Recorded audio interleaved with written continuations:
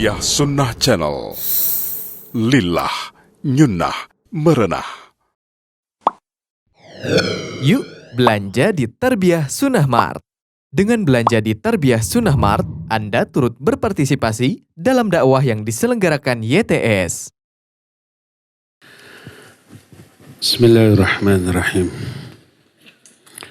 Assalamualaikum warahmatullahi wabarakatuh. Alhamdulillahilladzi hadana lihada wa ma kunna linahtadiya laula an hadana Allah. Wa ashhadu an la ilaha illallah wahdahu la syarika lah. Wa ashhadu anna Muhammadan abduhu wa rasuluh. Sallallahu alaihi wa ala alihi wa ashabihi wa sallama tasliman mazida wa ba'd. Ikhwati fillah, a'azani Allah wa iyyakum. Baik hadirin di Masjid Agung Al-Ukhuwah Bandung. Alhamdulillah kita kembali berjumpa untuk melanjutkan kajian tentang wanita muslimah. Kita sudah menjelaskan beberapa penyebab dari timbulnya fitnah karena para wanita. Poin terakhir, penyebab terakhir adalah taklid kepada madhab. Kita teruskan. Penyebab yang ke-8 dari banyaknya para wanita terjerumus ke dalam kemaksiatan dan penyimpangan adalah istisgharu tilkal mukhalafat wa tahawunu biha. Menganggap enteng, menganggap ringan penyimpangan tersebut, menganggap kecil terhadap kesalahan tersebut. Di antara penyebab terjerumusnya wanita ke dalam penyimpangan tersebut dan penyebab tersebarnya sufur atau membuka aurat yang dilakukan oleh para wanita adalah karena menganggap enteng terhadap dosa tersebut. Dan ini merupakan dosa lain selain dosa penyimpangan tersebut. Jadi dalam perbuatan dosa ada dua jenis dosa. Pertama, perbuatan dosa itu sendiri. Kedua, menganggap enteng terhadap dosa tersebut. Karena apa? Karena siapa orang yang menganggap kecil sebuah dosa, maka dosa kecil pun akan berubah menjadi dosa besar. Berkata Al-Imam Ibnu Qayyim rahimahullahu ta'ala yang beliau terangkan dalam kitab Madarijus Salikin. Kata beliau, qad yuqtaranu bis-saghirah min qillatil haya wa adamil mubalah wa tarkil khawf wal istihanati biha ma yulhiquha bil kabair bal yaj'aluha fi a'la ratabiha. Kata Imam Ibnu Qayyim, kadang-kadang dosa kecil itu dilakukan disertai dengan sedikitnya rasa malu. Bahkan gak ada perasaan malu berbuat dosa itu dan tidak peduli terhadap dosa tersebut. Tidak ada rasa takut terhadap azab akibat dosa tersebut. Menganggap enteng atau kecil kepada dosa tersebut yang menyebabkan dosa kecil pun kalau disertai dengan hal-hal tadi berubah menjadi besar, bahkan berada di ranking pertama di kalangan dosa-dosa besar.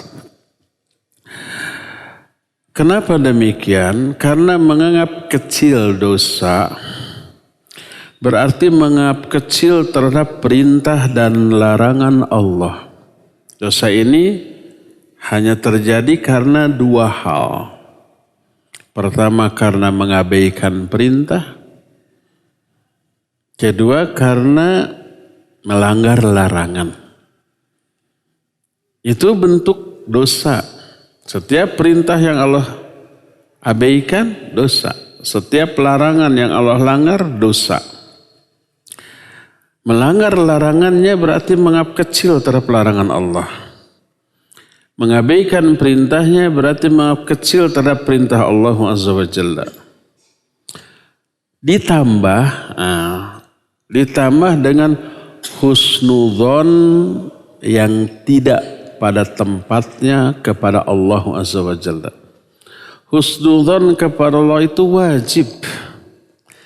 Tapi jangan dijadikan dalil untuk berbuat dosa dan maksiat dengan sikap husnudzonnya kepada Allah. Berkata Imam Ibnu Qayyim rahmatullahi alaih, yang beliau jelaskan dalam kitab Ad-Da'u wad-Dawa. Ad-Da'u wad-Dawa, penyakit dan obatnya. Itu kitab susunan Imam Ibnu Qayyim. Yang kita bahas di akhir Ramadan ya di daurah. Membahas tentang penyakit, terutama penyakit hati dan pengobatannya. Kata Imam Ibnu Qayyim, wa rubbama igtaral mugtar. Wa qala innama hamalani 'alal ma'asi husnur raja wa tam'i bi afwih la dha'fa 'azamatihi fi qalbi wa hadha min mughalatun nafsi fa inna 'azamatallahi ta'ala wa jalalihi fi qalbil 'abdi taqtadi ta'dhima hirmatihi wa ta'dhima hirmatihi tahulu bainahu wa bainadz dzunub wal mujtari'una 'ala ma'asihi ma qaddarullaha haqqa qadrihi. Wa kaifa yuqaddiruhu haqqa qadrihi aw yu'azzimuhu wa yukabbiruhu wa yarju waqarahu wa yujillahu min amay yahunu alaihi amruhu wa nahyuhu. Hadha min amhalil muhal wa abyanul batil. Kata Imam Ibnu Qayyim, orang tersebut tertipu. Orang yang berbuat maksiat tapi tetap husnudzon kepada Allah. Walaupun banyak dosa, Allah Maha Ghafurur Rahim. Kan gitu ya? Walaupun banyak dosa, Allah Maha Penyayang, Rahman dan Rahim kepada hambanya. Tenang, akan dapat ampunan, dapat rahmat. Itu umumnya tuh. Orang itu tertipu, dia berkata, yang mendorong saya untuk berbuat maksiat karena husnur roja. Bagusnya sikap roja saya kepada Allah. Apa roja teh? Bukan radio. Tapi roja teh sikap berharap kita kepada Allah. Punya roja kepada Allah itu bagus apa baik? Bagus dan baik, harus. Harus kita punya roja, punya harapan kepada Allah. Harus disertakan dalam setiap ibadah kita. Ada takut, ada harap, itu ada di dalam setiap ibadah kita. Yad'una rabbahum khawfau wa tama'a. Para hamba Allah itu beribadah kepada Allah khaufan wa tama'a. Sertai rasa takut dan rasa berharap. Takut nggak diterima, takut ditolak, takut banyak kekurangan, kesalahan, kekeliruan sehingga Allah murka. Tapi ada harapan. Harapan semoga ini diterima. Semoga mengundang rahmat, ampunan, pahala dari Allah Azza wa Jalla. Dua-duanya ada. Itu roja. Roja itu bagus. Nah, tapi dia menyatakan yang mendorong saya berbuat maksiat karena husnur raja. Bagusnya roja saya. Wa tam'i bi afih, dan tomak saya. Tomak itu serakah rakus tapi kepada ampunan Allah. Bukan karena kecilnya lemahnya pengagungan kepada Allah dalam hati saya. Tapi karena saya husnudzon aja kepada Allah. Walaupun saya banyak dosa, banyak maksiat, Allah Maghfurur Rahim. Akhirnya dia berani melakukan dosa itu. Ini adalah mughalatun nafas. kesalahan, kekeliruan konsep yang dia fahami dalam hati dia. Kenapa? Karena mengagungkan Allah dalam diri seorang hamba, pengagungan kepada Allah dalam diri seorang hamba harus juga mengagungkan perintah dan larangannya. Harus mengindahkan larangannya apa? Dan mengagungkan larangan Allah dengan cara dijauhi, itu yang akan menghalangi dia dari dosa-dosa, dari kemaksiatan. Maka orang yang berani berbuat maksiat, orang itu tidak mengagungkan Allah dengan sebenar-benarnya pengagungan. Bagaimana mungkin orang itu bisa disebut mengagungkan Allah dengan sebesar-besar pengagungan? Bagaimana mungkin orang itu bisa memuliakan Allah padahal dia menganggap enteng terhadap perintah dan larangannya? Ini kemustahilan yang paling besar dan kebatilan yang nyata. Itu pernyataan Imam Ibnu Qayyim rahimahullahu ta'ala. Oleh karena itu jangan dilihat kecilnya dosa, tapi perhatikan kepada siapa kamu berbuat dosa itu. Dosa itu dilakukan kepada siapa? Kepada Allah. Oleh karena itu menganggap kecil dosa berarti tidak mengagungkan Allah Azza wa Jalla yang kita lancang berbuat dosa kepadanya.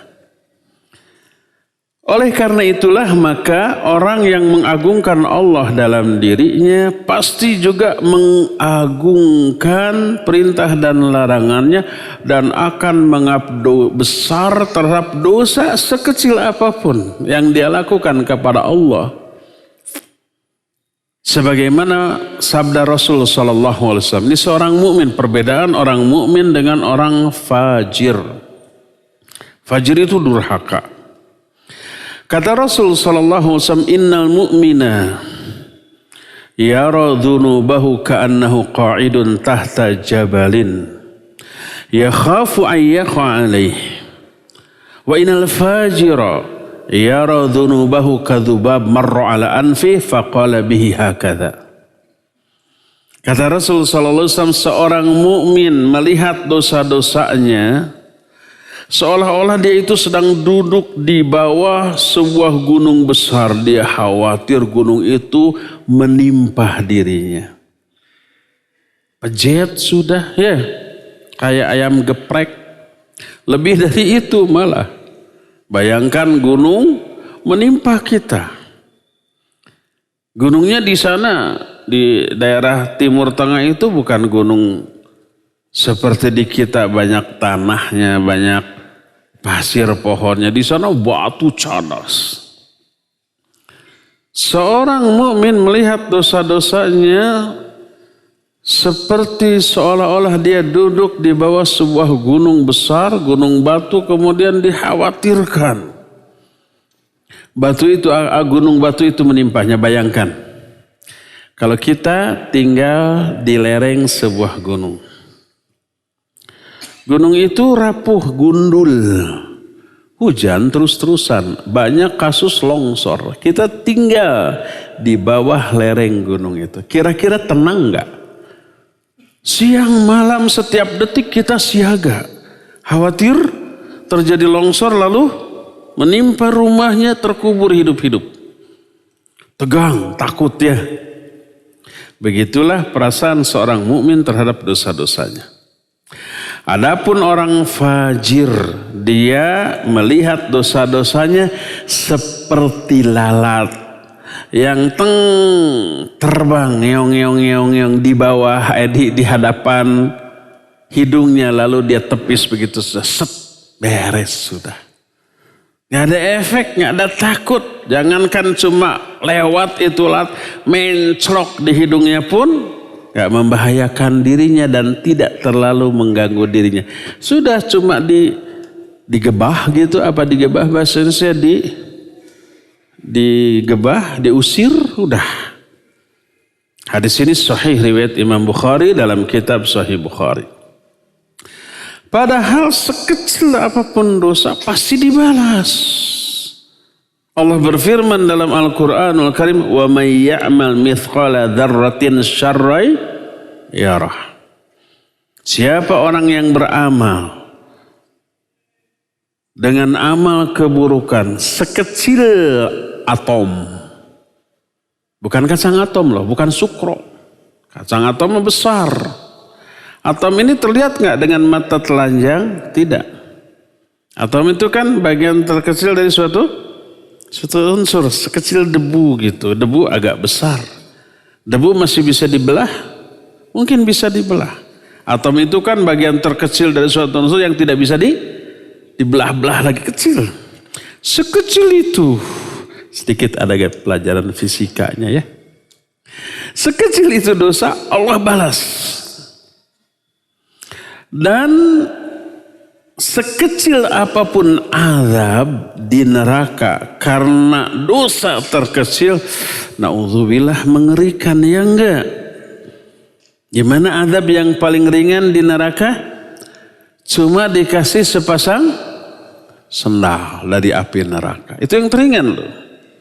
Begitu dipakai, apa yang terjadi? Ubun-ubunnya mendidih. Padahal ubun-ubun bagian terjauh dari sendal. Sendal dipakainya di mana? Di kaki. Bagian terjauhnya ubun-ubun mendidih. Bagaimana dengan kakinya? Pinggulnya, badannya. Lebih parah lagi daripada itu. Oleh karena itulah masa musibah besar yang dilakukan oleh manusia adalah tasahul. Menganggap enteng terhadap perkara-perkara yang dilarang. Perkara-perkara yang bisa mengundang murka dan azab Allah Azza wa Jalla. Ya. Dan sikap menganggap enteng ini lebih konyolnya lagi, seringkali didalili oleh ayat, oleh hadis, oleh kaidah. Dalam usul fikih atau dalam masalah fikih, kadang-kadang orang melakukan sebuah pelanggaran terhadap syariat, lalu berdalil al-maslahatus syar'iyah taqtadih kadza. Kemaslahatan syar'i mengharuskan berbuat begini. Atau tufiduna bihadzal amr fihi haraj wallahu yaqul wa ma ja'ala 'alaikum fid dini min haraj.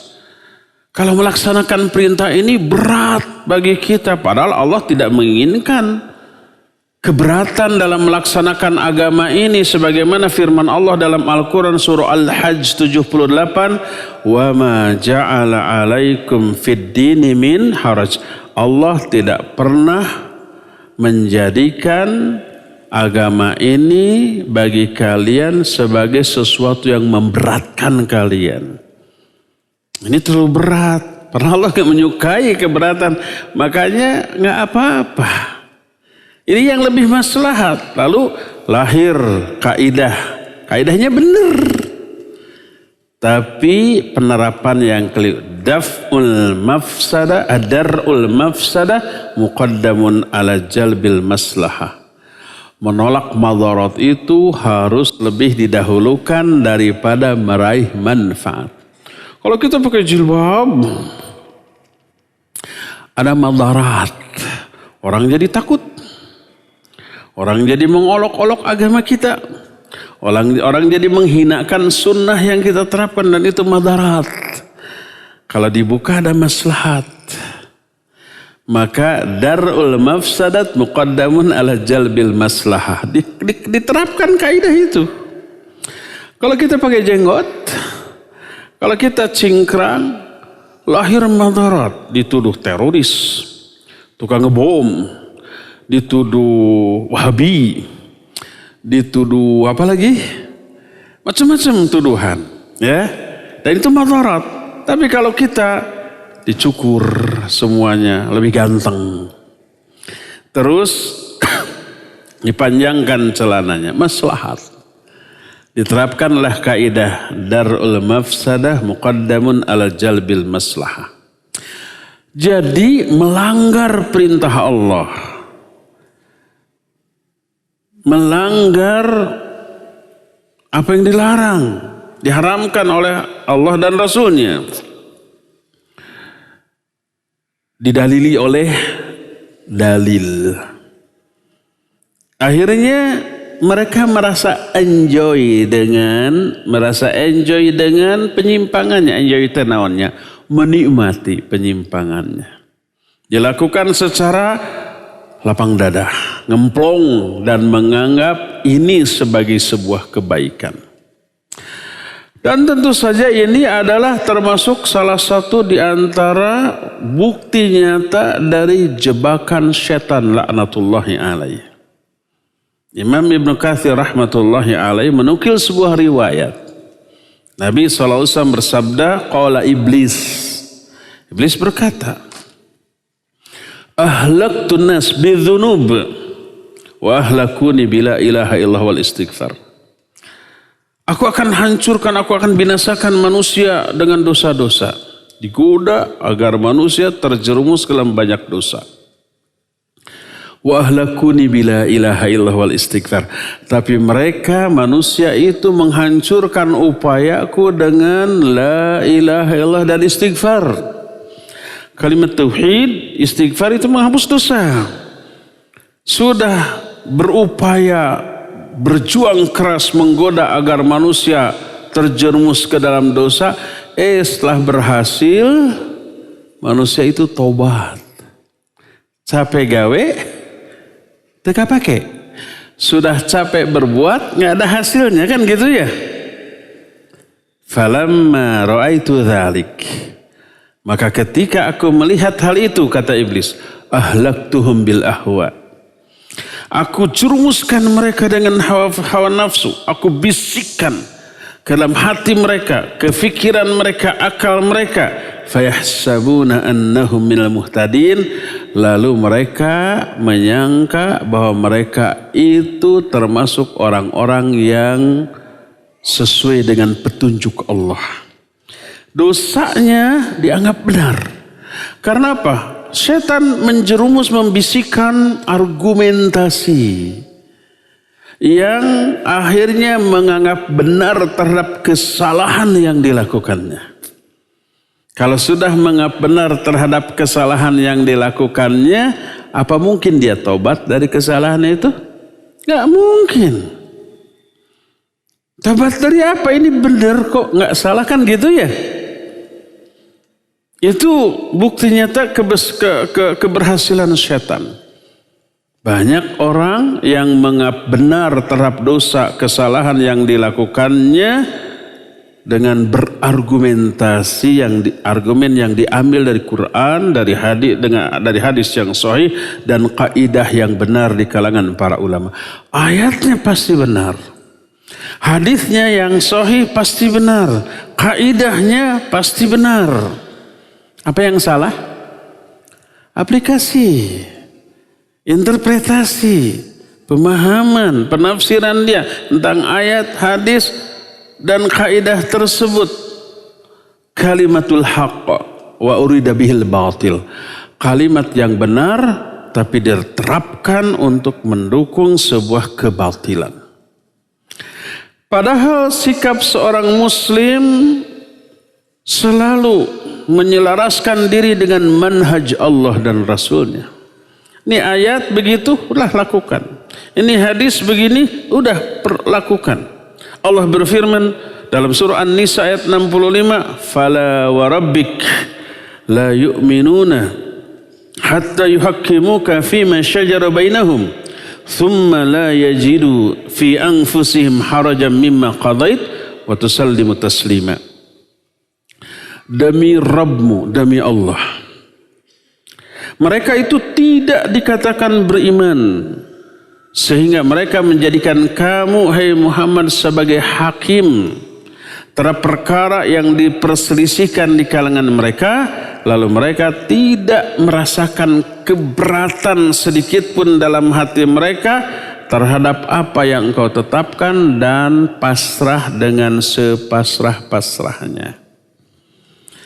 Berkata Imam Ibn Qayyim rahimahullahu ta'ala, beliau jelaskan dalam Badaidul Fawaid, Kata beliau, ya maghrura bil amani, lu'ina iblis wa uhbita min manzilil izzi bitarkil sajdah wahidah umira biha wa ukhriju adam minal jannah biluqmatin tunawiluha wa hujibal qatil anha ba'da an ra'aha iyanan bimil'i kafin min dam wa umira biqatli zani asna'al qatalat bi'ilaji qadril anmilah fima la hilullah wa umira biisbaghi dhuhri siyatan bikalimah qadafa'u biqatrin min muskirin wa abana adwan min a'dha'ika bi thalathi darahim fala ta'manhu.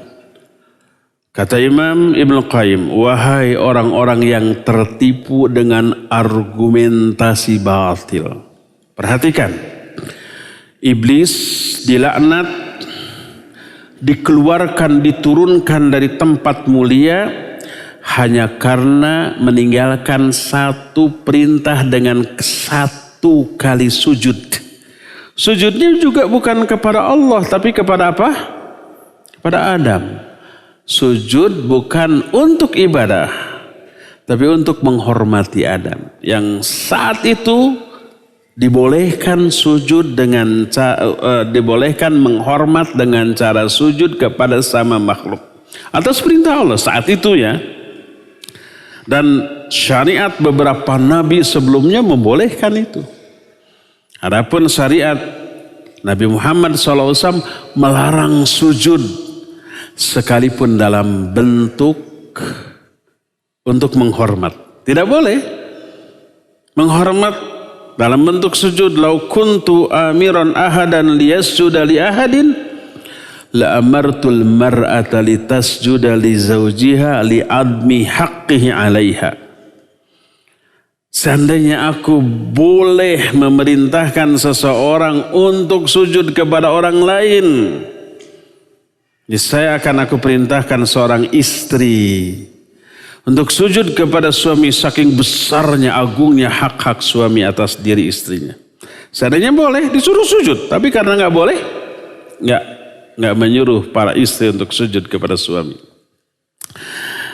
Jadi sekarang tidak boleh sujud kepada sama makhluk walaupun dalam rangka menghormat, bukan dalam rangka ibadah. Maka siapa orang yang sujud kepada sama makhluk dalam rangka ibadah, dia syirik, dia musyrik. Siapa orang yang sujud kepada orang lain dalam rangka menghormat, dia maksiat. Tetap dua-duanya terlarang. Hanya kadar dosanya beda. Kecuali kalau sujudnya ada hajah, tidak diniatkan menghormat, tidak diniatkan untuk beribadah, tapi karena ada keperluan yang mau tidak mau harus sujud, ya boleh. Contoh apa? Contoh seseorang suaminya duduk di kursi, istrinya jatuh jarum ke kolong kursi. Mau ngambil jarum itu gimana? Harus sujud dia ya. Itu karena ada keperluan. Tidak diniatkan untuk beribadah atau menghormat. Nggak perlu, Pak, nyingkir dulu. Saya nggak mau sujud kepada suami. Saya mau ambil jarum di kolong. Nggak perlu, ambil saja. Karena ada keperluan. Ya. Seorang sahabat Mughirah bin Syu'bah radhiyallahu an melihat Nabi SAW berwudu dengan memakai sepatunya. Sepatunya itu tidak dibuka. Melihat hal itu, Mughirah bin Syu'bah lalu membungkukkan badannya untuk membukakan sepatu Nabi SAW. Khudu, dan khudu dalam rangka menghormat apalagi ibadah terlarang. Tapi ini mah khudunya membungkukkan badan itu ada keperluan mau membukakan sepatu Nabi SAW. Maka itu hajah, ada keperluan boleh. Oleh Nabi dilarang bukan karena khudunya, tapi beliau menyatakan da'au, biarkan, fa inni adkhaltuhuma tahiratain. Biarkan, karena saya memakai kedua sepatu itu dalam keadaan suci. Jadi dia berwudu dulu lalu pakai sepatu. Dalam keadaan suci dia pakai sepatu. Lalu batal lagi. Pas wudunya itu sepatu nggak perlu dibuka, cukup diusap bagian atas dari sepatu itu dengan sekali usapan. Jadi waktu itu iblis dikeluarkan dari surga, dari tempat mulia hanya karena tidak menuruti perintah Allah untuk melakukan satu kali sujud. Adam alaihissalatu wassalam diusir dari surga hanya satu gigitan buah yang dia petik lalu dia makan. Pezina dia dihukum mati dengan cara yang paling mengerikan hanya karena memasukkan satu organ tubuh berukuran kecil kepada yang bukan haknya, yang tidak halal baginya. Seorang punggungnya harus dipecut 80 kali atau tergantung dari kasusnya, hanya karena dia menuduh orang lain dengan tuduhan berzina tanpa bukti, tanpa saksi, atau karena mabuk. Seseorang boleh dipotong kedua tangannya hanya karena dia mencuri suatu barang yang berharga tidak 3 dirham. Lihat beratnya hukuman Allah. Untuk sebuah kesalahan yang dianggap enteng atau kecil oleh manusia atau hanya sedikit. Adam dikeluarkan dari surga hanya melakukan 1 kali dosa. Iblis diusir dari surga hanya melakukan 1 kali pelanggaran. Yang itu semua dianggap kecil, dianggap enteng, bahkan dianggap tidak salah oleh para pelakunya. Baru merasa bersalah setelah Allah menimpakan murkanya kepada mereka. Maka bagaimana engkau merasa aman dari api neraka dengan banyaknya kemaksiatan yang engkau lakukan? Apalagi kemaksiatan itu engkau anggap enteng. Allah berfirman, wala takhafu wala yakhafu uqbaha. Tentang orang kafir yang Allah masukkan ke dalam neraka dalam surah Asy-Syams ayat yang terakhir, ayat yang ke-15, wala yakhafu uqbaha. Mereka tidak takut terhadap akibat dari perbuatannya. Seorang istri, seorang wanita dimasukkan ke dalam neraka hanya karena seekor kucing. Padahal dia rajin ibadah, rajin sholat, rajin tahajud, rajin saum, tapi dimasukkan ke dalam neraka karena kesalahan yang dianggap enteng. Dakhalat an-nara imra'atun lihirratiha sajanatha lam tut'imha wa la tusqiha hatta matat. Kata Nabi SAW, seorang wanita masuk ke dalam neraka karena karena seekor kucing. Dan walaupun di dalam hadis lain disebutkan wa in kathurat sholatuha wa siyamuha, walaupun dia rajin sholatnya, rajin saum, itu kucing dikurung, tidak dilepaskan untuk mencari makan sendiri, tidak dikasih makan, tidak dikasih minum sampai mati. Orang Sunda bilang dikungkung tadi awur, dicangcang tadi paraban. Itu yang disebut dengan dikurung, tidak dikasih makan, tidak dikasih minum, tidak dilepaskan untuk mencari makan sendiri, mati dia. Walaupun dia rajin sholat, rajin saum. Dan wanita itu punya alasan yang dia anggap benar. Apa alasannya? Ini kucing garong. Mungkin ngambil ikannya, lauknya gitu, gemes gitu ya. Mungkin bukan sekali 2 kali, akhirnya dikurung saja sudah. Sampai mati. Dia tidak menganggap itu sebagai kesalahan. Atau dianggap kesalahan kecil. Akhirnya masuk ke dalam neraka. Bahkan dalam hadis dikatakan wa innar rajula la yatakallamu bi kalimatin la yalqi bihi balan yahwi biha finnar ab'an mimma baina al-masyriq wal maghrib. Seseorang berbicara dengan satu kalimat yang dia anggap enteng, yang dia anggap ringan. Dia tidak peduli kepada omongannya, tapi menyebabkan dia terjerumus ke dalam neraka yang jauhnya lebih jauh daripada timur dan barat. Bahkan disebutkan seseorang beramal ketaatan kepada Allah selama 60 tahun. Pas menjelang kematiannya dia terjerumus ke dalam satu maksiat dan mati dalam keadaan demikian, ditutup dengan su'ul khatimah, lalu dia dimasukkan ke dalam neraka. Nabi SAW bersabda, al-a'mal bi khawatimiha. Amal-amal orang itu tergantung amalan terakhir yang dia lakukan. Bahkan coba lihat, satu kesalahan kecil menghapus beberapa amalan besar. Seseorang yang sholat dengan khusyuk, dengan ikhlas, dengan mutaba'ah 4 rakaat sampai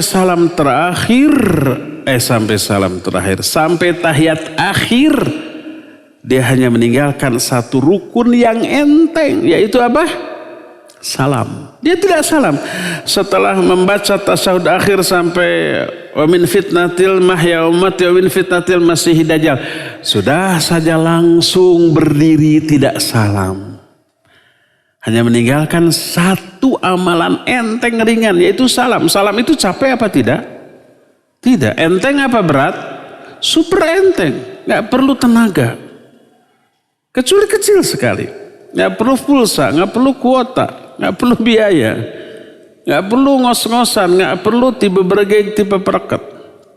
Begitu tahiyat akhir, sudah. Langsung dia berdiri, langsung dia pergi.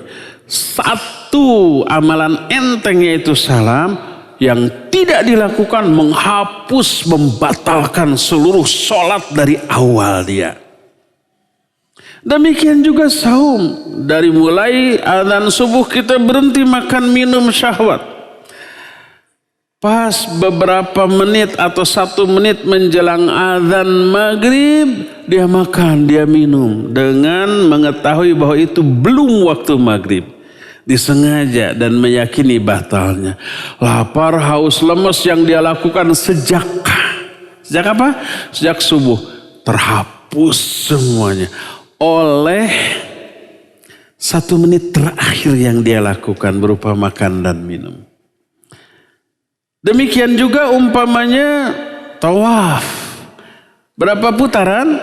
7 putaran. Pas putaran ke-7 yang harusnya dia selesaikan sampai pojok yang ada Hajar Aswadnya, dia hanya sampai Ruknul Yamani lalu keluar dari tempat tawaf. Batal 7 putaran tawafnya itu. Lihat, amalan yang banyak dan melelahkan terhapus hanya karena meninggalkan satu amalan ringan. Oleh karena itulah maka jangan anggap enteng satu pelanggaran. Seringkali satu pelanggaran yang dianggap enteng menghapus sekian banyak pahala, sekian banyak kebaikan. Dan ini adalah ucapan Imam Ibnu Qayyim dalam kitab Al-Fawaid yang menunjukkan tidak boleh kita menganggap enteng. Oleh karena itu hendaklah kita berhati-hati. Jangan sampai anggapan enteng kita kepada dosa dan maksiat tanpa diduga menjadi penutup kehidupan kita. Kita ahli ibadah, sekali-kali berani melakukan perbuatan dosa, tak mati dalam keadaan demikian. Na'udzubillah. Matinya apa namanya? Su'ul khatimah. Jangan jumawa bahwa kita sehat, kita masih muda, kita tidak terdeteksi ada penyakit apapun, bebas dari corona, sehat walafiat. Akhirnya berbuat dosa dengan anggapan nanti juga bisa tobat. Ternyata pas melakukan dosa geletuk mati dalam keadaan demikian. Siapa tahu? Berfirman Allah Azza wa Jalla dalam Al-Quran surah Al-Jathiyah ayat 21. Kata Allah, am hasibal ladzina ijtarahu sayyi'at an naj'alahum kalladzina amanu wa 'amilus shalihat sawa'an mahyahum wa mamatuhum sa'a ma yahkumun. Kata Allah, apakah orang-orang yang berani melakukan dosa-dosa dan kemaksiatan itu menyangka bahwa kami akan menjadikan mereka sama dengan orang-orang yang beriman dan beramal soleh baik ketika hidupnya ataupun ketika matinya. Sungguh buruk apa yang mereka tetapkan. Bahkan hendaklah kita ini menjauhi, menghindari perbuatan yang nyata-nyata dilakukan oleh Rasul sallallahu alaihi wasallam, walaupun larangan itu larangan yang hanya masuk kepada makruh tanzih, bukan makruh tahrim. Makruh tanzih itu yang kita kenal dengan sebutan makruh dalam rangka untuk menjaga kehormatan diri kita. Kalau makruh tahrim adalah sesuatu yang diharamkan. Maka jangan anggap enteng. Dulu ya, beberapa tahun atau belasan tahun yang lalu kita pernah membahas Kutaib. Buku kitab kecil dengan judul Ta'zimus Sunnah. Mengagungkan sunnah. Di bagian akhir dari Kutaib ini ada bab yang diberi judul Uqubatu. Uqubah atau apa uqubah? Hukuman. Efek buruk dari orang yang tidak mengagungkan sunnah. Di dunia ini juga langsung kontan. Di sana ada beberapa riwayat yang sahih. Di antaranya dibawakan, ya, bahwa ada seorang laki-laki di hadapan Rasul sallallahu alaihi wasallam makan dengan tangan kiri karena dia kidal. Apa kata Nabi sallallahu alaihi wasallam? Kul biyaminik. Makanlah kamu dengan tangan kananmu. Orang itu menjawab, astati, saya tidak mampu. Dia menjawab begitu, saya tidak bisa. Padahal bukan tidak bisa, tapi tidak mau ya. Kalau mau pasti bisa, dilatih, dibiasakan gitu. Harus dibedakan antara tidak mampu dengan tidak mau. Kadang-kadang orang mampu tapi tidak mau, akhirnya ya tidak melaksanakannya. Apa kata Nabi SAW? Lastata'ta. Kalau begitu kamu pasti tidak akan mampu. Apa yang terjadi? Fama rafa'a ila fi, maka orang itu benar-benar tidak mampu mengangkat tangannya memasukkan makanan itu ke dalam mulutnya. Terhalang saja tuh. Tokcer. Mustajab. Ucapan Nabi SAW saciduh metu, seucap nyata. Langsung saat itu juga terbukti. Hadis itu sahih diriwayatkan oleh Imam Muslim. Nabi SAW pernah menyatakan, kalau kamu bangun tidur, maka cuci dulu kedua tanganmu. Dulu kita pernah membahas kitab Bulughul Maram. Sampai sekarang juga masih. Tapi dalam bab At-Taharah, hadis ini dibahas. Ya. Yang berkesimpulan, Syekhul Islam menyatakan, hukumnya wajib. Begitu bangun tidur, cuci dulu kedua telapak tangan kita 3 kali. Kemudian istinsyak, menghirup air itu ke hidung 3 kali. Karena sungguhnya setan itu bermalam di kedua lubang hidung kita tuh. Sebelum makan, minum atau apapun, cuci dulu. Lah kata Nabi SAW, li'annaka la tadri aina batat yaduk. Karena kamu tidak tahu di mana kedua tangan kamu ini kamu letakkan ketika tidur. Ada seorang berkata, kalau saya mah tahu selama tidur di mana kedua tangan saya diletakkan, ini nggak perlu dicuci. Menentang sabda Nabi SAW. Padahal itu perintah yang didasarkan pada wahyu. Apa yang terjadi? Ketika orang itu tidur, maka ketika bangun dia mendapati agak jorok sedikit. Dia mendapati tangannya sampai sikutnya sudah masuk ke lubang duburnya. Waliyadzubillah. Itu karena mengabaikan sunnah Nabi SAW. Pernah kan saya cerita, ini saya kutip dari kitab Al-Qaulul Mubin fi Akhtail Musallin Syekh Masyhur Hasan Salman. Tentang kesalahan orang ketika melakukan salat berjamaah, kesalahan makmum yaitu menyamai imam atau mendahului imam.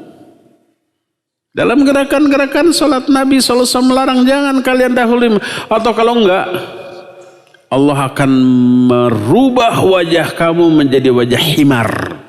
Himar itu kedelai, jenis kuda kecil. Apa kedelai?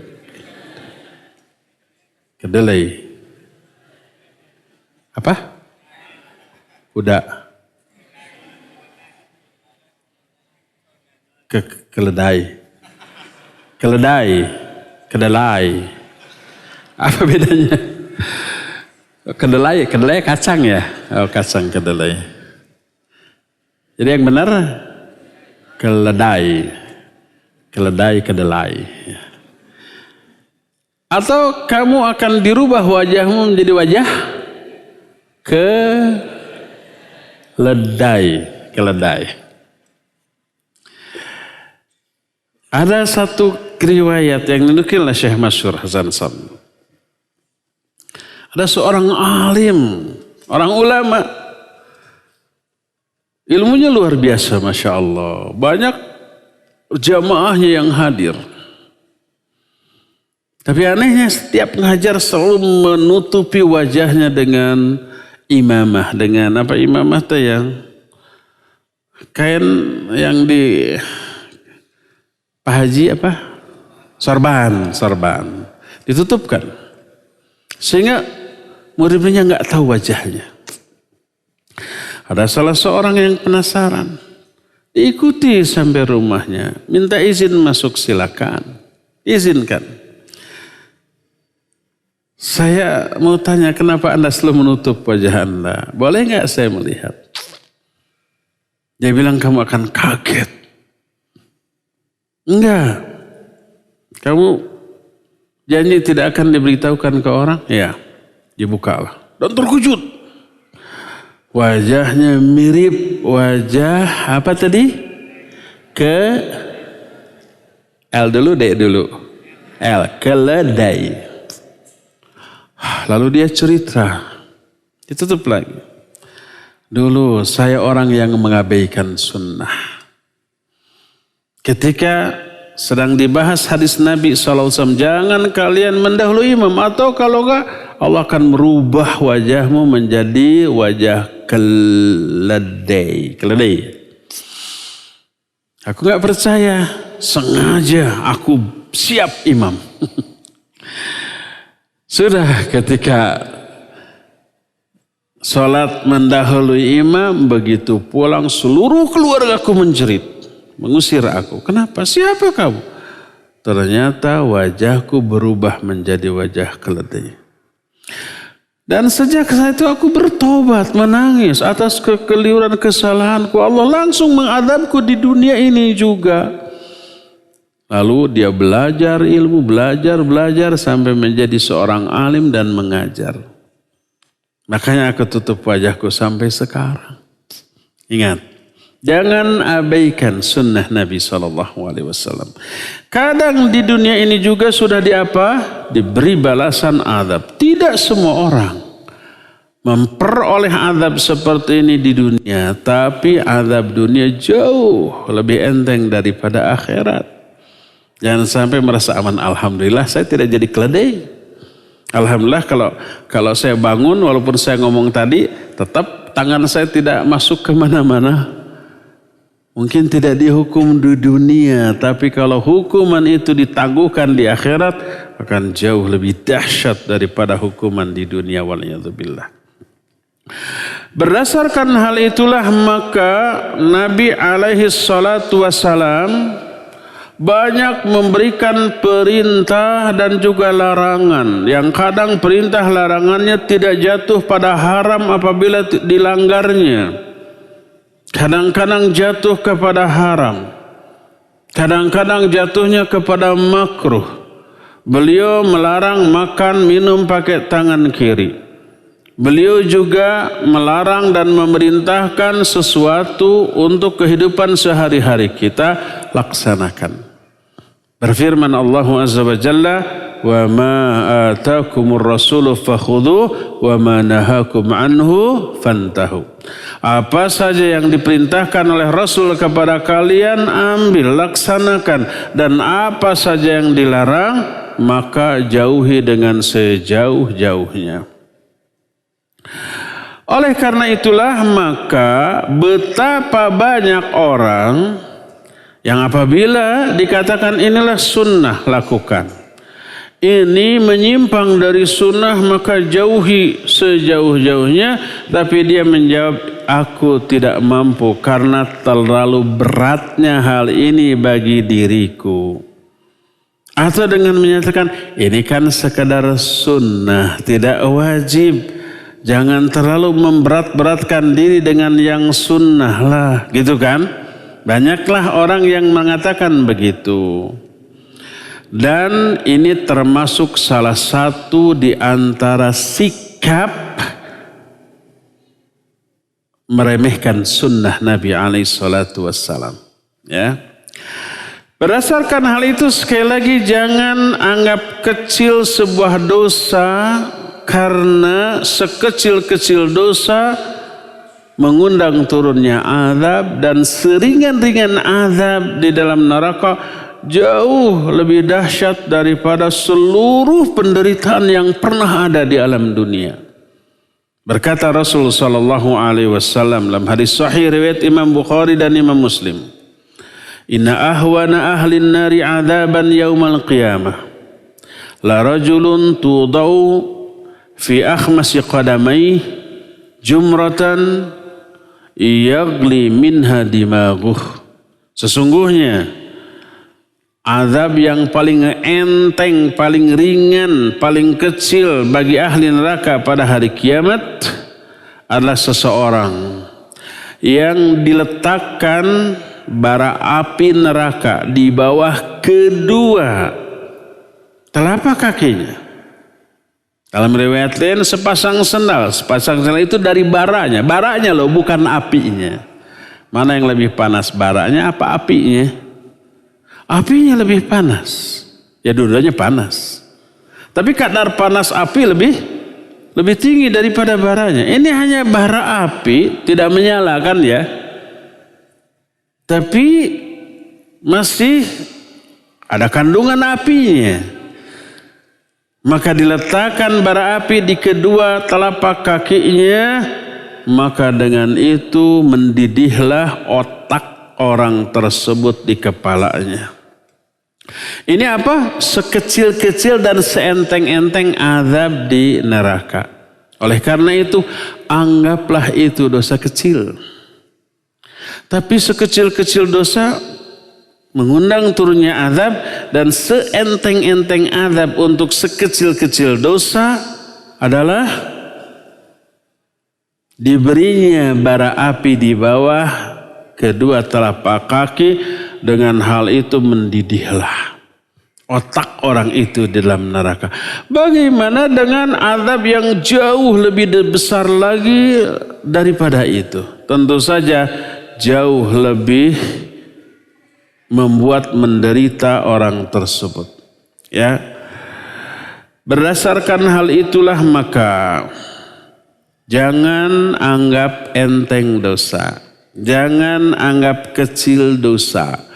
Jangan anggap bahwa dosa tersebut tidak akan berpengaruh apa-apa terhadap dirinya, tapi perhatikan kepada siapa dosa itu kalian lakukan dan sedahsyat apa azab yang akan kalian terima akibat dosa yang kalian anggap enteng tadi. Maka kalau kita perhatikan banyak wanita-wanita yang terjerumus ke dalam dosa-dosa maksiat tanpa menyadari betapa besar ancaman yang Allah terapkan untuk dirinya. Berupa apa? Dijauhkannya dia dan diharamkannya dia dari masuk ke dalam surga. Dilaknatnya dalam arti diusir, dijauhkan dari rahmat Allah Subhanahu wa ta'ala. Sebagaimana pernah kita bahas, ancaman bagi nisaun ariyatun kasiyatun, wanita-wanita yang berpakaian tetapi telanjang, wanita-wanita yang penampilannya menyerupai kaum laki-laki, wanita-wanita yang merubah-rubah ciptaan Allah di dalam dirinya. Dan ini nyata terjadi. Ada yang alisnya dikeruk, kemudian membuat alis baru yang berbeda dengan garis alis yang diciptakan, yang Allah berikan. Seolah-olah garis alis bikinan Allah mah nggak bagus, maka dihapus, dikeruk, dikrik, lalu dia bikin garis baru dengan arang atau sejenis itu, dan dia anggap lebih sempurna, lebih bagus daripada ciptaan Allah. Ada yang begitu? Banyak. Bulu mata Allah berikan. Banyak wanita yang beranggapan bulu mata ciptaan Allah kurang pas, kurang bagus, kurang sempurna. Lalu disambung dengan bulu mata palsu, ya, dari sapu ijuk. Ada yang menyambung bulu mata? Ada. Itu merubah ciptaan Allah Azza wa Jalla. Mata yang sudah Allah berikan dengan warna yang serasi dengan kita, dan itu sebaik-baik pemberian Allah Azza wa Jalla. Warnanya, warna yang cocok untuk kita ya sesuai dengan warna kulit kita lah, ya. Mata yang hitamnya hitam atau sedikit coklat, yang putihnya putih. Ada orang nggak merubah warna biji matanya dengan memakai apa? Softland, dengan warna yang berbeda dengan yang Allah ciptakan, yang Allah berikan. Kelihatan jadi seperti boneka, ya enggak? Tidak alami lagi. Setiap orang yang melihat, ini orang Indonesia kulitnya hitam, borontok, tapi kok si matanya biru gitu. Pasti ini palsu. Orang juga tahu itu, ya. Itu sama dengan merubah dari ciptaan Allah Subhanahu wa ta'ala. Termasuk penampilan yang menyerupai penampilan khas orang-orang kafir. Semuanya terancam dengan ancaman yang dahsyat luar biasa. Sampai Nabi SAW menyatakan, sinfani min ahlin nar lam arahuma. Dua golongan manusia ahli neraka yang tidak pernah aku lihat. Nabi SAW tidak pernah melihat karena di zaman beliau hidup tidak ada dua golongan ini. Salah satunya adalah nisaun kasiyatun ariyatun mumilatun. Kata Nabi SAW, wanita yang berpakaian tapi telanjang. Ini sudah kita bahas, ya. Berkata Imam As-Sun'ani rahimahullahu ta'ala, yang beliau jelaskan dalam kitab Subulus Salam. Ini termasuk syarah Bulughul Maram. Idza tashabbaha bil kuffar fi zin wa i'taqada ay yakuna bidzalika mithlahu faqad kafar wa illam ya'taqid fa fihi khilafun bainal fuqaha minhum man qala yakfur wa huwa min dhahiril hadits wa minhum man qala la yakfur walakin yu'adzab. Kata Imam As-Sun'ani, ini bukan kata saya hanya menyampaikan. Kata Imam As-Sun'ani dalam kitab Subulus Salam tentang hukum tasyabbuh dengan orang kafir. Bila seorang muslim bertasyabbuh dengan orang kafir dalam hal berpakaian, dan dia meyakini dengan berpakaian itu dia jadi serupa dengan orang kafir, karena dalam pandangan dia orang kafir itu lebih tinggi peradabannya, lebih maju, lebih baik. Pokoknya level sosialnya di atas rata-rata. Dan dia ingin seperti itu. Ingin seperti orang kafir. Mau murtad takut ada sanksi sosial dari keluarga dan tetangganya ya. Makanya nggak mau murtad. Tapi penampilannya menunjukkan seperti orang kafir dan dia meyakini seperti itu, maka faqad kafara, sungguh orang ini telah kafir. Itu kata Imam As-Sanani. Fa illam ya'taqid, kalau dia tidak meyakini berpenampilan seperti orang kafir, fa fi khilafun bainal fuqaha, maka dalam hal ini ada ikhtilaf di kalangan para fuqaha. Di kalangan mereka ada yang menyatakan orang ini kufur dan inilah zahir dari hadis ini, dan di kalangan para fuqaha ada lagi yang tidak mengatakan kafir tapi dia pasti kena azab yang luar biasa dahsyatnya. Adapun wanita-wanita yang berpakaian tapi telanjang, pakaiannya tidak menutupi auratnya atau menutupi auratnya tapi masih menampakkan bentuk lekuk tubuhnya, maka nyata-nyata haramnya berdasarkan nas hadis.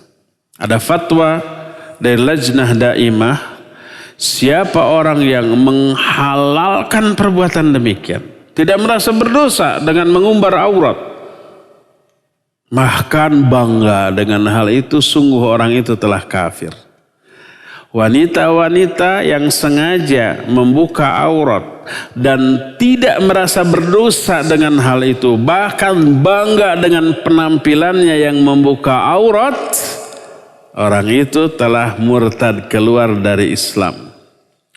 Tapi siapa yang berbuat begitu tapi meyakini dia dosa, maka dia tetap muslim. Tapi muslim yang berdosa besar dan terkena dengan azab, orang itu disebut la yadkhulnal jannah wa la yajidna rihaha, tidak akan masuk surga dan tidak akan mencium baunya surga. Sebagaimana dikemukakan dalam salah satu hadis, wa in labisa dzalikal libas ma itiqadihinna tahrimuhu faqad irtakabna kabirah min kabairidz dzunub.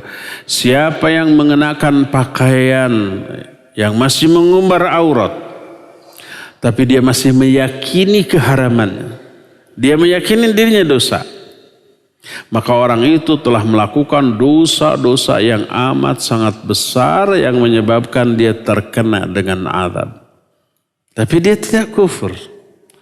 Orang yang berbuat dosa dan menganggap halal terhadap dosanya, bahkan bangga, orang itu kufur, keluar dari Islam. Tapi sebaliknya, orang yang berbuat dosa dan dia meyakini dia sudah melanggar larangan dan merasa berdosa, dia tetap muslim atau muslimah tapi yang berdosa besar. Bahkan orang yang meyakini halalnya sebuah perbuatan yang nyata-nyata haram, walaupun dia tidak melakukannya, maka dia sudah murtad, kufur, keluar dari Islam. Seperti orang yang menghalalkan berzina, padahal nyata itu haramnya. Yang penting suka sama suka, nggak ada yang dirugikan, bahkan saling menguntungkan, boleh-boleh saja, halal. Walaupun dia tidak berbuat. Mungkin tidak berbuatnya karena takut menjadi raja di kalangan para singa, atau mungkin takut digerebek hansip, atau mungkin sekarang karena takut HIV, atau sekarang bisa tertular dengan virus corona juga ya. Takut, nggak mau berbuat. Tapi dia meyakini halalnya selama tidak ada yang dirugikan, dia kufur, keluar dari Islam walaupun dia tidak berbuat. Karena menghalalkan apa yang nyata-nyata Allah haramkan. Ya, inilah beberapa keterangan yang menjelaskan bahwa sekecil apapun dosa mengundang azab, dan sekecil azab dan seringan azab adalah jauh lebih dahsyat daripada seluruh penderitaan yang ada di dunia. Seringan-ringan siksa di neraka hanya diberi sepasang sendal dari bara api neraka, begitu dipakai otaknya langsung mendidih saking amat sangat panasnya. Ya, Inilah kajian di sore hari ini dengan tema jangan anggap enteng dosa. Karena menganggap enteng dosa bisa menyebabkan kita tidak akan tobat dari dosa itu. Tetap husnudzon, tapi penerapan dari husnudzon itu yang salah dan keliru. Akhirnya dia enjoy di dalam dosa-dosanya dan tidak pernah tobat. Dikhawatirkan dia mati dalam keadaan su'ul khatimah, ya, waliyadzubillah. Ya, cukup sampai di sini. Insyaallah kita akan lanjutkan kajian ini 1 bulan yang akan datang, dan kita masih punya sisa waktu untuk bertanya jawab. Wassallallahu ala nabiyina Muhammadin wa ala alihi wa ashabihi wasallam. Sudah cukup pertanyaannya, ini terlalu banyak, tidak akan terjawab karena terbatasnya waktu. Bismillah Ustaz, saya masuk ke dalam suatu grup organisasi keislaman. Di dalamnya memang ada ikhtilat, sering dan terkadang ada pembicaraan receh dan lucu. Namun dianggap lumrah karena memang sudah biasa. Apakah ini termasuk meremehkan dosa? Ikhtilatnya ya tidak boleh. Adapun pembicaraan receh dan lucunya, selama ya receh lucunya itu tergantung apakah mengandung unsur pelanggaran atau tidak. Kalau di dalamnya mengandung unsur dusta, unsur sukhriyah atau menghina melecehkan sesama manusia, unsur ghibah, yaitu dosa. Tapi kalau tidak mengandung unsur-unsur yang terlarang tadi, minimalnya mubah, maka boleh, ya. Obrolan-obrolan ringan yang lucu, yang tidak mengandung dosa, maka tidak apa-apa. Islam tidak melarang melucu kok, ya. Selama di dalam melucu tersebut tidak mengandung unsur pelanggaran, tidak menceritakan kisah-kisah fiktif, tidak, apalagi kisah fiktif itu umpamanya melibatkan para malaikat. Dikesankan malaikat itu umpama cerita itu bodoh, ya, bisa ditipu, bisa dibohongin. Itu melecehkan, nggak boleh seperti itu, ya. Apakah termasuk dosa besar jika suami sering mengobrol kata-kata talak? Iya, tidak boleh sembarangan mentalak tanpa uzur, zalim itu. Walaupun hanya sekedar menggertak, ya, tidak boleh. Mengucapkan talak, bahkan menalak istri dengan uzur yang dibolehkan secara syar'i, boleh.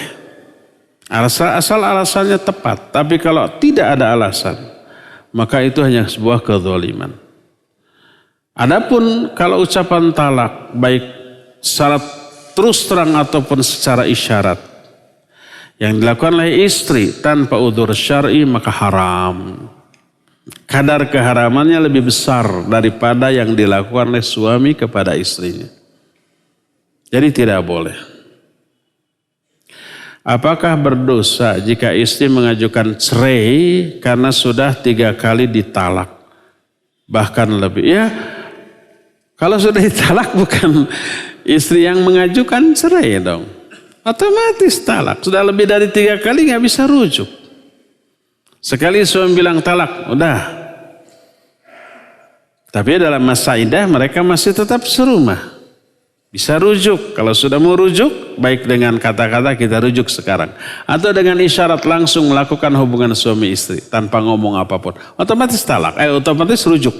Berarti sudah rujuk lagi. 1 talak, 1 rujuk. Baru beres melakukan hubungan, langsung berantem lagi, saya talak lagi kamu. Sudah 2 kali talak. Ya, masih serumah dalam masa iddah. Besoknya hubungan lagi. Rujuk lagi, 2 kali talak, 2 kali rujuk. Baru aja beres hubungan, langsung talak. 3 kali sudah talak bain. Talak bain itu talak harus terpisah, tidak bisa balik lagi. Kecuali diseling dengan si istri, dinikahi lagi oleh laki-laki lain, lalu ditalak lagi, baru bisa balik lagi. Tapi tidak boleh ada rekayasa. Kamu boleh nikah lagi semalam ya, besoknya cerai lagi. Nggak boleh itu. Jadi kalau sudah talak 3, udah berpisah, nggak boleh bersatu lagi. Ya.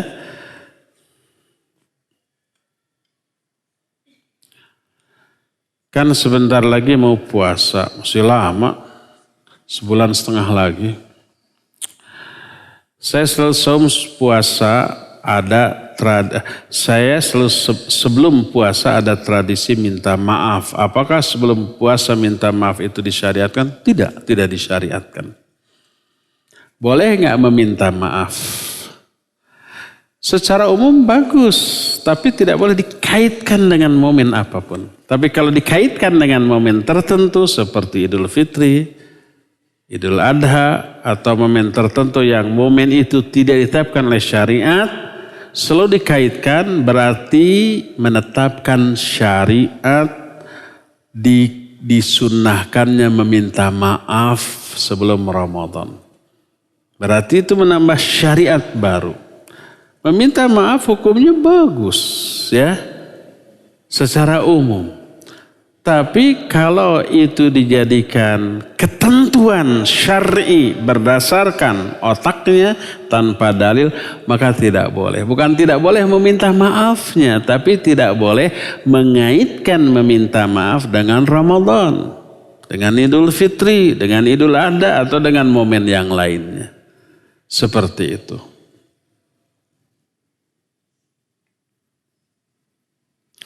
Bagaimana hukum bekerja di luar kota sendirian bagi wanita?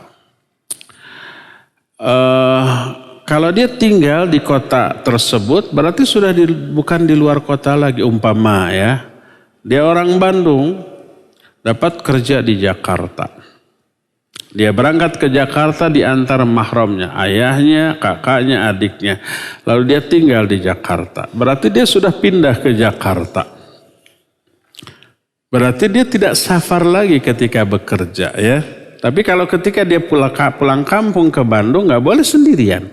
Jemput lagi oleh mahramnya. Yang seperti itu segera nikah ya, ngapain lagi.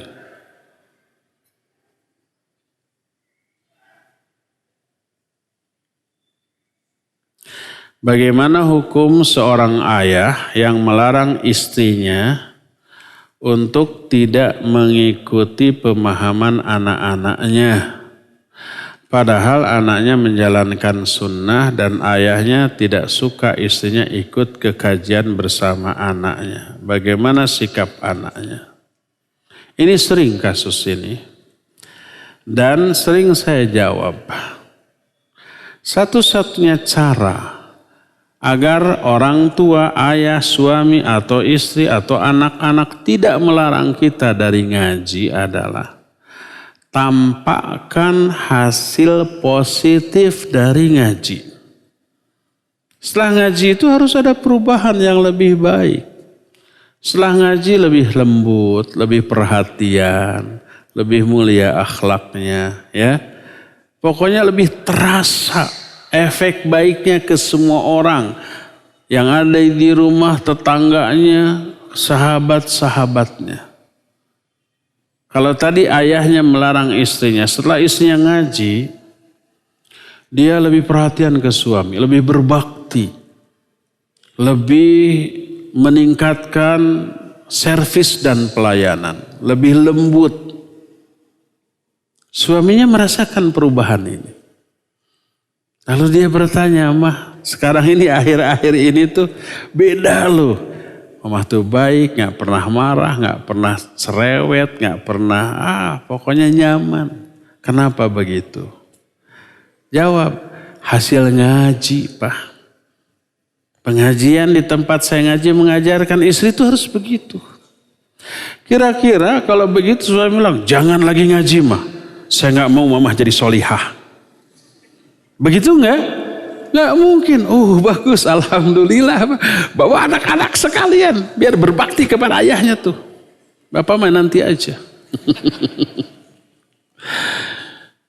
Pasti itu, ya. Suatu saat ibunya itu, istrinya itu ada sikap menjengkelkannya lagi, kurang perhatian lagi, ya. Agak kasar lagi. Pasti ayahnya bilang, "Mama pasti sudah lama gak ngaji ya. ngaji lagi siapa antar. Pasti begitu tuh. Ini pernah kejadian. Ya, dulu ada seorang ikhwan, rahimahullah. Orang ikhwan ini sudah meninggal. Istrinya sebelum dia ngaji itu gak betah di rumah suaminya. Kalau pulang cerewet bawel, banyak ini, banyak itu, tuntutan ini, tuntutan dibawa ngaji. Berubah.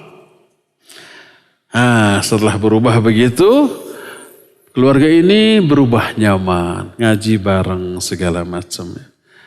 Suatu saat istri itu jarang lagi ngaji. Karena apa? Karena punya bayi lagi gitu. Mulai berubah lagi sikapnya. Ya, cerewet lagi. Apa kata suami? Mah, sekarang tinggalkan semua pekerjaan. Saya akan minta tetangga membereskan semua rumah, kita ngaji. Karena udah lama gak ngaji, pasti begini lagi tuh. Jadi nampakkan hasil ngaji. Kalau hasil ngaji positif, tidak akan mungkin ada orang yang melarang. Kalau ada yang melarang, menunjukkan hasil ngaji itu terasa buruk bagi orang di sekitarnya. Setelah beres ngaji, serba dilarang. Pak, ini haram, ini bidah, ini terlarang, ini khurafat, ini tahayul, ini segala macam. Bingung, serba salah suaminya nih. Kenapa mah begini? Ini hasil saya ngaji, jangan ngaji lagi. Pasti begitu, ya. Inilah rahasia, kunci agar orang tidak melarang kita dari pengajian. Tampakkan hasil ngaji dalam bentuk sikap, akhlak yang baik. Bukan setelah ngaji jadi tambah kenceng ngelarang, nyalahin orang. Kata Ustadz di tempat ngaji saya, perbuatan begini Yahudi nih. Yang ancamannya neraka nih. Aduh. Baru ngaji beberapa kali sudah ngancam-ngancam orang dengan neraka. Ya iyalah, pasti dilarang ya. Coba, ini umum untuk semua orang. Tidak hanya bagi si penanya tadi ya. Jadi kalau pertanyaan apa hukum seorang ayah melarang. Saya tidak mempermasalahkan si ayah yang melarang. Karena dia di sini, enggak ada di sini kan. Percuma saya ngomong untuk ayahnya tapi ayahnya enggak ada di sini. Saya lebih baik ngomong kepada orang yang dilarang ngaji oleh ayahnya tadi. Coba rubah sikap menjadi lebih baik. Tunjukkan kepada dia ini hasil ngaji. Pasti positif. Pasti lebih baik. Pasti lebih menyenangkan ke semua orang. Tidak mungkin orang itu akan melarang. Bahkan akan tambah semangat, memberi semangat. Ayo ngaji lagi ngaji. Biar kamu tambah soleh. Seperti itu. Wallahu a'lam.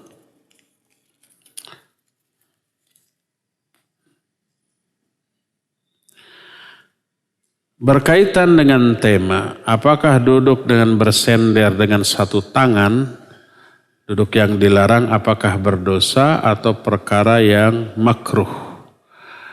Ya, naha Rasul sallallahu alaihi wasallam anil ittika.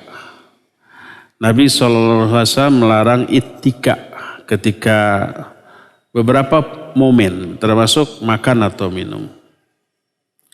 Apa makna ittika? Ittika adalah bersandar kepada tangan, salah satu tangan kiri. Ini yang terlarang. Adapun bersandar kepada tembok, kepada kursi, atau kekajian begini membawa tempat duduk khusus yang ada sandarannya ya. Kalau di Indonesia saya belum pernah melihat. Di Jakarta mungkin ada. Tapi kalau di Masjidil Haram, Masjid Nabawi, hasil duduk di majelis kajian para masyayikh karena lama 2 jam, minimal 1,5 jam, cangkel gitu. Orang banyak membawa alas kaki, alas duduk, ada sandarannya. Itu tidak terlarang, dibolehkan. Dulu kita pernah membahas adab-adab makan atau pada minum, salah satu larangan makan minum sambil ittika. Ittika artinya menyandarkan badan ke salah satu di antara tangan. Adapun ke kedua tangan atau bersandar ke selain satu tangan, ke kursi, ke dinding, itu tidaklah terlarang ya.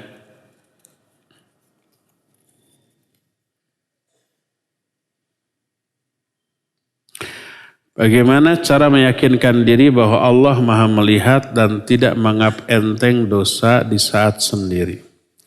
Salah satunya adalah mengenal Allah melalui sifat-sifatnya dan nama-namanya. Semakin mengenal Allah, semakin bertambah keyakinan dalam banyak hal, termasuk yakin bahwa Allah selalu mengawasi. Allah selalu melihat, bahkan bisikan hati kita, ya. Itu yang sudah sering kita lakukan. Makanya kita sekarang sedang membahas fikih al-asmaul husna di setiap hari Selasa pagi di Masjid Raya Cipaganti, ya, hadir. Apakah dizolimi makhluk baik jin atau manusia bisa menggugurkan dosa? Iya. Oleh binatang? Iya. Bahkan tidak ada kezoliman orang lain, tapi kita menderita. Seperti kita jatuh karena kesalahan diri kita. Jalan sambil main HP. Di depan ada sumur, brus. Ada kezaliman makhluk di sana? Tidak ada. Kita aja yang lalai. Menderita enggak? Iya, menderita. Gugur enggak dosa kita? Gugur dosa kita. Semua penderitaan, bahkan penderitaan yang lahir dari ibadah, itu menggugurkan dosa. Seperti saum, ada penderitaan. Seperti haji dan umroh, ada penderitaan. Apalagi jihad fisabilillah, ada penderitaan. Ngaji gini ada penderitaan? Ada. Siapa yang tidak cangkel sekarang? Jangankan antum yang duduknya di tempat keras, nggak ada senderan. Saya aja yang ada nyender, ini agak empuk dikit tapi empuknya. Ada penderitaan, cangkeng tuh, cangkel, panas gitu ya. Itu menggugurkan dosa. Jadi baik ada unsur kezaliman makhluk ataupun tidak, setiap penderitaan insya Allah menggugurkan dosa.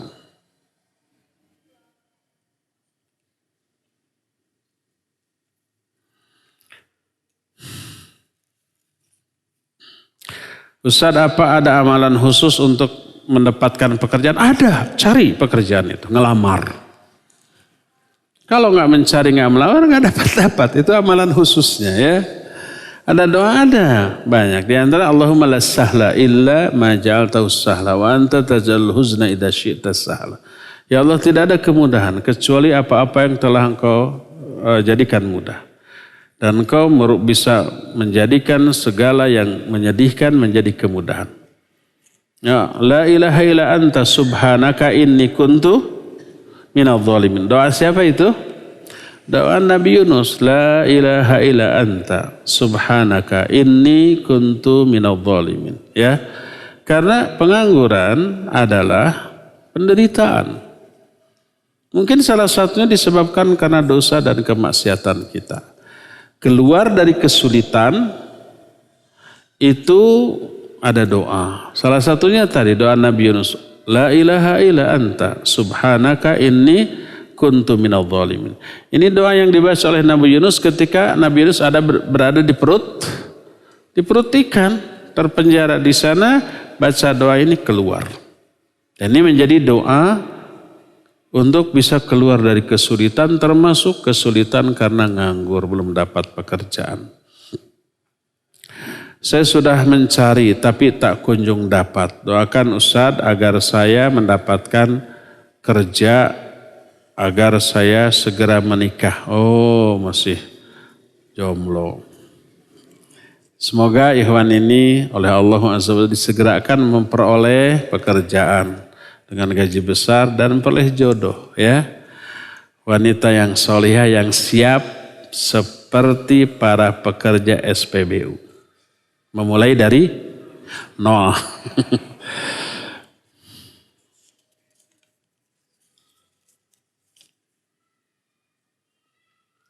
Terakhir ya. Ustadz, ibu saya sudah tua dan giginya hampir punah. Sudah tidak ada semuanya. Dan akhirnya ibu saya memakai gigi palsu. Apakah termasuk merubah ciptaan Allah? Tidak. Boleh nggak memakai gigi palsu? Kalau memakai gigi palsu untuk memperindah bukan untuk mencegah kerusakan. Dia punya gigi, tapi kurang indah, kurang bagus, akhirnya dicopot satu-satu, dipasang gigi palsu yang bagus. Maka tidak boleh, haram. Itu merubah ciptaan Allah. Tapi kalau memakai gigi palsu dalam rangka untuk mencegah kerusakan, seperti satu copot, akhirnya dipakai gigi palsu. Kalau tidak dipakai gigi palsu, merusak gigi yang lain apa tidak? Iya.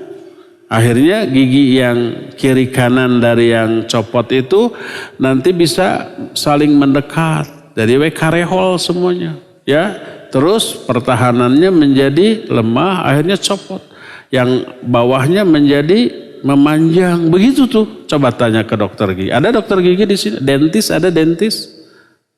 Ada. Kalau tidak ada, tanya. Setelah ini ke dokter gigi. Tanya, betul nggak dok? Insya Allah betul, sebab saya juga mendengar ini dari dokter gigi ya.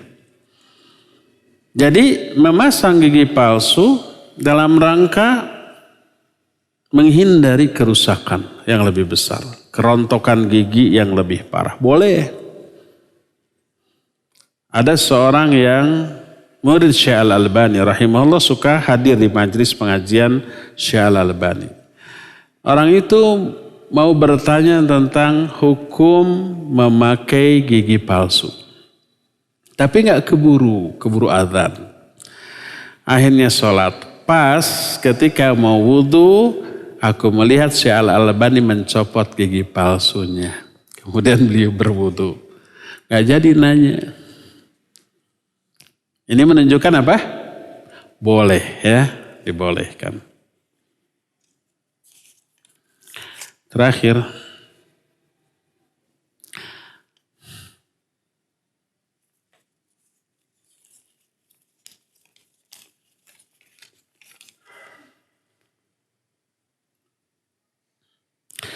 Ustadz, bagaimana kalau memakai soft lens untuk mata minus berwarna hitam dan niat dipakainya tidak sama sekali untuk mempercantik diri ataupun mengubah ciptaan Allah, dipakainya hanya untuk acara-acara tertentu. Ya asal sewarna aja dengan warna mata kita ya. Jangan sampai warna mata kita hitam lalu agar dianggap berdarah biru, memakai softland yang biru yang berbeda dengan warna softland kita, warna mata kita ya. Boleh, kadang-kadang memakai kaca mata madarat. Madaratnya pas minum kopi, jadi berembun matanya ya, kacamatanya. Ada yang begitu? Ada gitu ya. Atau berbekas karena sakit di sini di hidungnya. Akhirnya pakai softland. Tidak terlarang memakai softland selama apa? Warnanya sama dengan warna mata kita. Jangan sampai tidak membutuhkan softland tapi gaya-gayaan. Kemudian merubah warna biji matanya. Ya, cukup sampai di sini. Insyaallah kita jumpa kembali di hari Kamis yang akan datang. Subhanakallahum bihamdik asyhadu an la ilaha illa anta astaghfiruka wa atubu ilaik. Walhamdulillahirabbil alamin. Wassalamualaikum warahmatullahi wabarakatuh.